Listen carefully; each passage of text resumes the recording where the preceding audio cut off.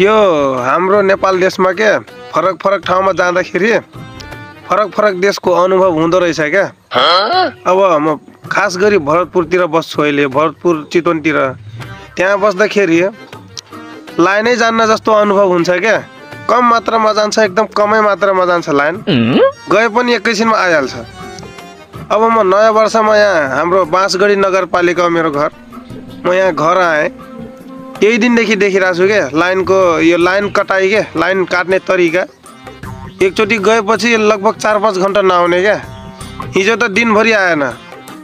Toilet गर्ने बेला पनि मोबाइल लिएर जाने मान्छे म, मोबाइल नलिकन जान परेको थियो यार, दिसै निस्किरहेको थिएन, दिमाग खराब यार। यो बाँसगढी नगरपालिकाको लाइन अलिक कम मात्रामा काट्नु पर्यो क्या। हुन त यो नेपाल देशमा आखिर एउटै इलेक्ट्रिसिटी होला, एउटै लाइन होला। अब यो किन फरक फरक तरिकाले काटिरह होलान्? यो विद्युत प्राधिकरणको यो जुन नियम छ नि, फरक फरक ठाउँ अनुसार यो जुन ठुलो मान्छेलाई सम्मान दिने, सानो मान्छेलाई हेपे गरे जस्तो नगर्नु है। गाउँघरतिर जोडले लाइन काट्ने अरे, सहर बजारतिर कम लाइन काट्ने अरे। अब हावाहुरीले गर्दा कहिलेकाहीँ पोल सोल त धर्न सक्छ, तारसार टुट्न सक्छ होइन, त्यो बेला चाहिँ टाइम लाग्न सक्छ। तर म हेरिरहेको हुन्छु क्या हाम्रो गाउँघरतिर क्या लाइन एकचोटि गयो भने 4-5 घन्टा आउँदै हुँदैन क्या, दिमाग खराब गरिदिन्छ।